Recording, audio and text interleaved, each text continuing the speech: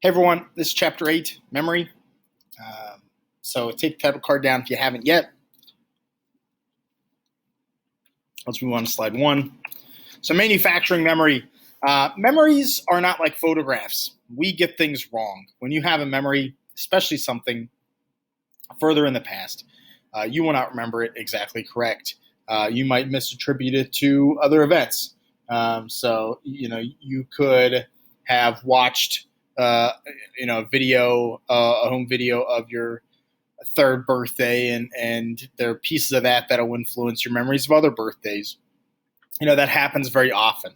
Um, so that's generally what we'll kind of break down in this chapter is how memories are wrong, how can you get a better memory, etc. Now, there are some memories that can be very vivid. Shocking, tragic events can have a bigger imprint. It's called a flashbulb event, whether it's a personally shocking or tragic thing, or it can be, a major event. So something like 9/11 became kind of a flashbulb event for a lot of people, right? They remember things very vividly, where they are, what happened, what they saw, et cetera, et cetera. So, that's an event that maybe can be a little bit more familiar, but at the same time, those flashbulb events can still be influenced by, watching the news that day, watching the news over the course of time afterwards. Things could be replaced. You could have inconsistent details. Those kind of smaller memories of that flashbulb event can be wrong. And even with just pristine memories that we have, the facts tend to get mixed up a little bit with fiction. So almost every memory has something incorrect with it, and we don't usually know what it is. And we'll talk about some studies that have done this. Let's move on to the next slide. So let's talk about confabulation. Confabulation is confusing an event that happened to someone else with one that happened to you. It happens very often, and you won't know it if it has happened to you. So usually this happens if you've thought, heard, or told others about the imagined event many times. Maybe you've heard the thing that if you tell a lie so many times, you'll start to believe it. That's confabulation.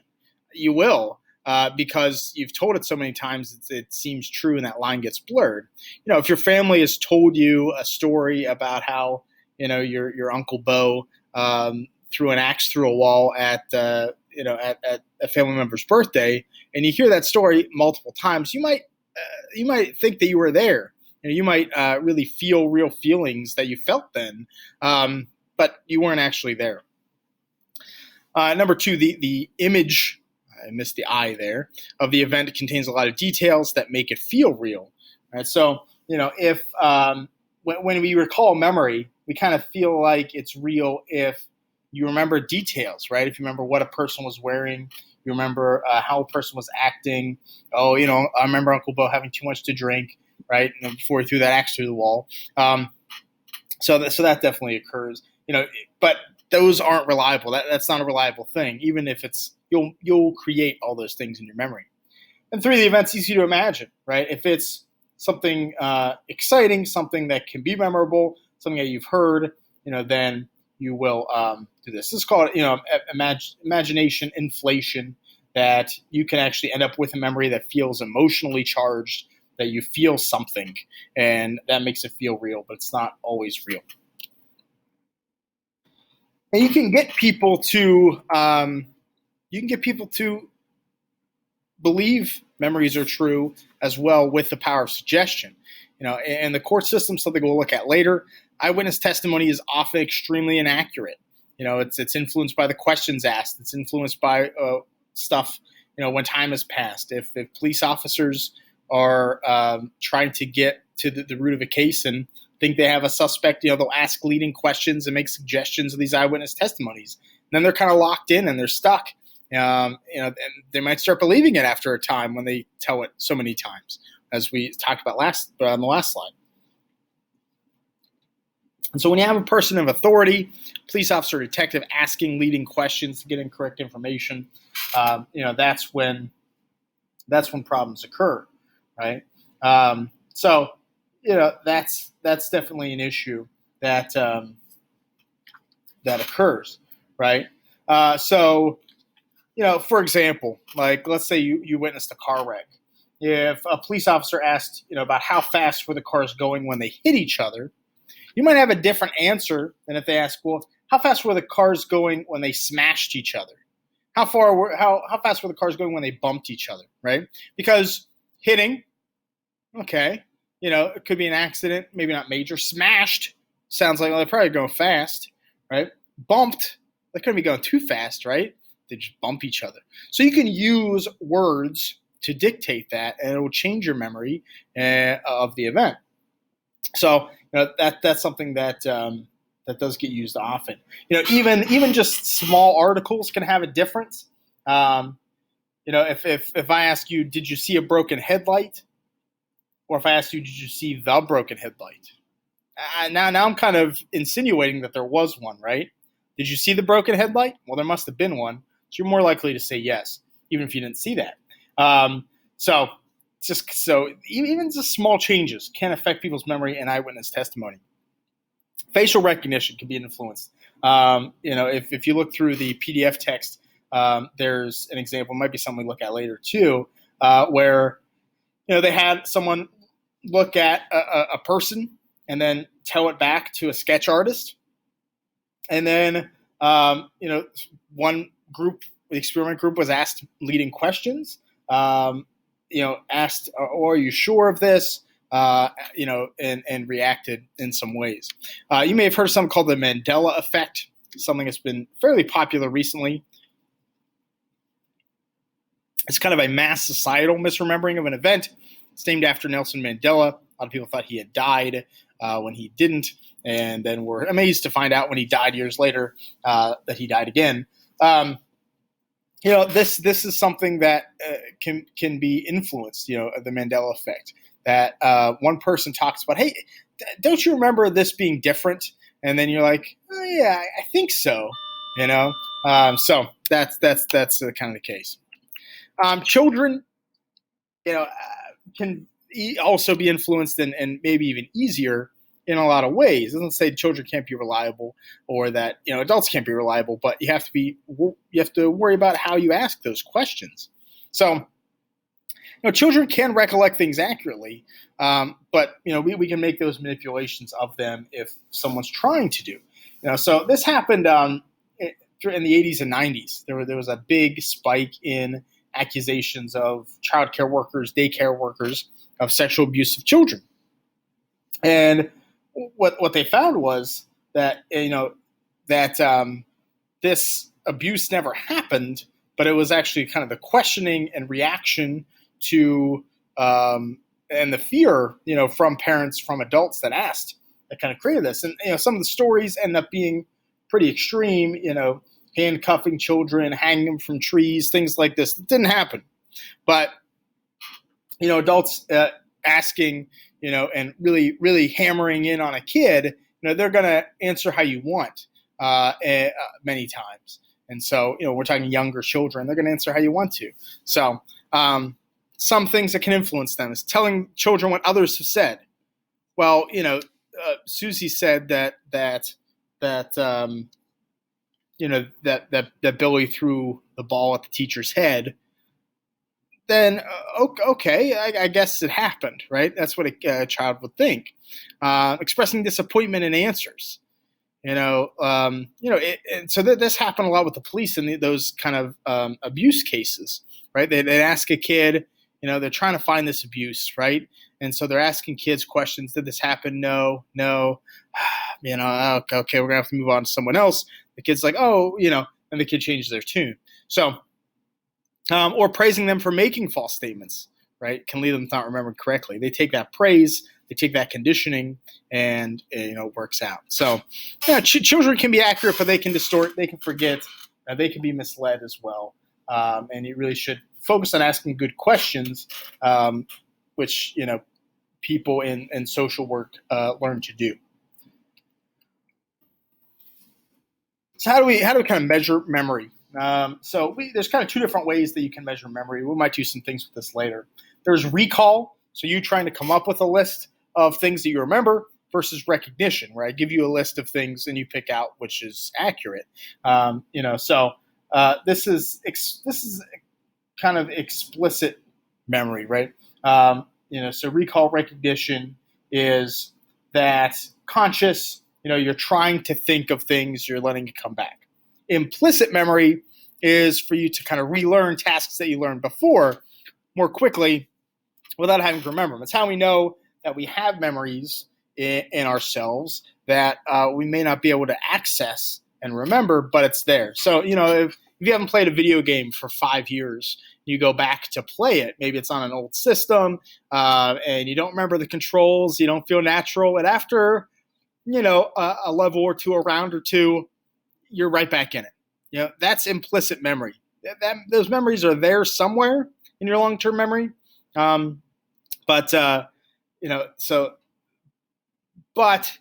you couldn't recall that right off the bat before.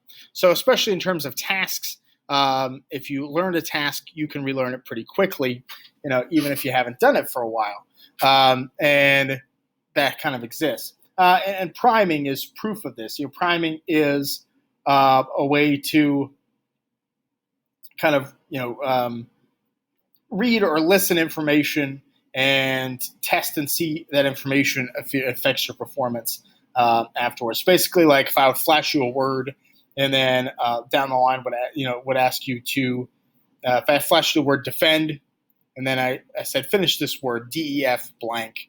Even if you don't recall what that defend word was, you'll answer defend. So kind of interesting. Don't think of memory like a computer. It's not like a computer where we just store things and we can pull them out when we want to, right? We move them around to 3 different boxes in our memory, which we'll go over now. So box 1 is sensory register. So this is kind of the simplistic one. It has a pretty big capacity. It contains your sensory information, right? What things smell like, what things taste like, what things feel like, what things look like. And it's you have a very brief kind of retention of those images. So you might not be able to recall everything, but you can recall something. So if I show you 12 letters, I flash them on the screen for a fraction of a second, your sensory memory will remember maybe about half, a little less than half of those. That's the sensory register. It doesn't, and the information doesn't immediately go into short-term memory. It's lost. It's gone. You'll never remember what those other letters were. So we don't remember every time our senses are in use. We don't remember everything that we see, right? We talked about that last time. We don't remember everything that we hear. We don't remember everything that we feel. Another reason why eyewitness testimony can be wrong, because you might miss some of that information. Short-term memory. Short-term memory, a very limited capacity. Brief storage of items, up to about 30 seconds if you don't kind of practice those and make sure you commit them to memory. And it's involved in conscious processing of information. So, you want to move those memories to long-term memory, which we'll talk about next, because if you don't, it's gone. So, we have what's called a working memory. Sometimes people refer to it as kind of the short-term memory plus. So, that moves the long-term stuff to short-term so that you can utilize it, right? So you can use those mental processes. So, you might not remember immediately how to do long division, right? It's not something you've done in a long time, but you probably could figure it out, and that's working memory. It's in there. It's in the long-term memory. Let's pull it back into short-term. So short-term memory is pretty small. We have to chunk information so that we don't lose it. So like years, like 1492 is not 4 distinct memories. We'd overflow our short-term memory. That's a chunk of a memory. So we can kind of combine things, and that's it. And we have to lose some of that short-term memory. If we remembered everything, it would overflow. it would be, it would just end up being terrible. It's maybe something that we'll talk about later in the chapter, perhaps. So what happens? There are people that can remember almost everything, and it's really not as good as it sounds. Box 2 is long-term memory, and long-term memory has unlimited storage capacity. It's thought the most thoughts are that it's permanent or semi-permanent. Things that are there are always going to be there. Your information is organized, it's indexed. It's pretty good, right? So nearly unlimited, and it probably sticks for a long time. Now, there are different types of long-term memory. Procedural memories are memories of knowing how to do something. So riding a bike, playing a video game, so combing your hair, brushing your teeth, right? Knitting a sweater, swimming. All these things are kind of implicit. Once you learn those, you know those skills.